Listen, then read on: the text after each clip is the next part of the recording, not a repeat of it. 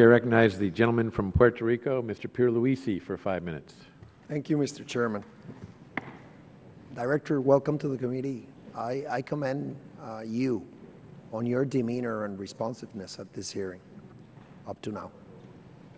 As I did when DHS Secretary appeared before the committee last month, I would like to outline a narrative and then ask you to comment. Okay.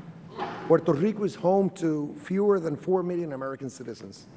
In 2009, there were about 900 homicides on the island. In 2010, there were nearly 1,000 homicides. And in 2011, there were over 1,100 homicides, an average of more than 3 a day, the most violent year in the territory's history. In each year, our homicide rate was twice as high as any state. Most murders in Puerto Rico are linked to the drug trade. Puerto Rico is within the U.S. Customs Zone and is used by organizations transporting narcotics from South America to the U.S. mainland. Given the crisis, I examined the level of resources that DOJ and DHS were dedicating to combat drug-related violence in Puerto Rico and came away discouraged because the federal law enforcement footprint on the island was inadequate. I have done everything possible to impress upon officials the need for an improved federal response to drug-related violence in Puerto Rico, both for its own sake and for the sake of communities in the U.S. mainland, along the eastern border, and so on.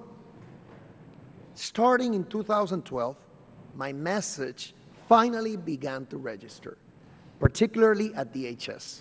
The agency created a task force charged with taking steps to reduce Puerto Rico's murder rate. The Coast Guard has substantially increased the amount of time its ships and patrol aircraft spend conducting counter-drug operations off Puerto Rico. Last year, ICE surged 30 agents to the island where they made hundreds of arrests and seized vast quantities of drugs and firearms. And CBP, once it assumed control of the counter-drug TARS program earlier this year, repaired the radar in southern Puerto Rico that had been rendered inoperable since 2011. I know DOJ agencies have also enhanced their efforts, as the U.S. Attorney for Puerto Rico confirmed this very week when I met with her.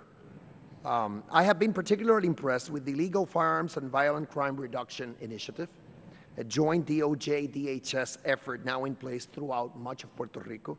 I have also been impressed by other initiatives in which the FBI plays an important role, like the Anti-Carjacking Initiative and the creation of 7 strike forces, consisting mostly of local vetted officers that target drug traffickers and violent criminals in high-crime areas on the island, including public housing.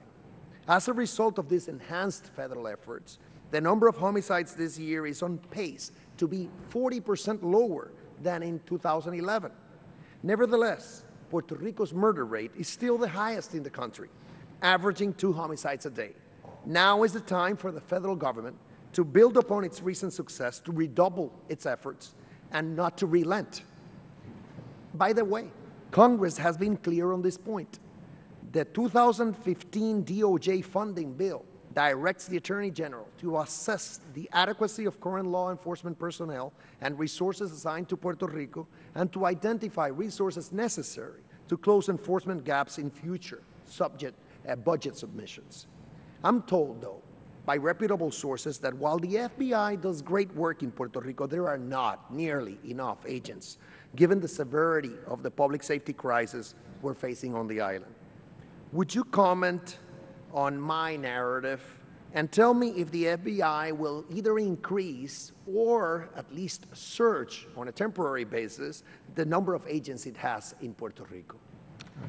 Well, thank you, sir. My first comment is your passion is justified. Thanks. There is a significant problem with violent crime, drug-related violent crime in Puerto Rico. It was something I didn't know much about before taking this job, and I'm worried a lot of folks don't understand the nature of the problem. I think it was my second day as FBI director. I went down to our command center to watch as my hostage rescue team and a bunch of my SWAT teams participated in a huge takedown in one of the housing projects. As you know, the problem is centered in the housing projects.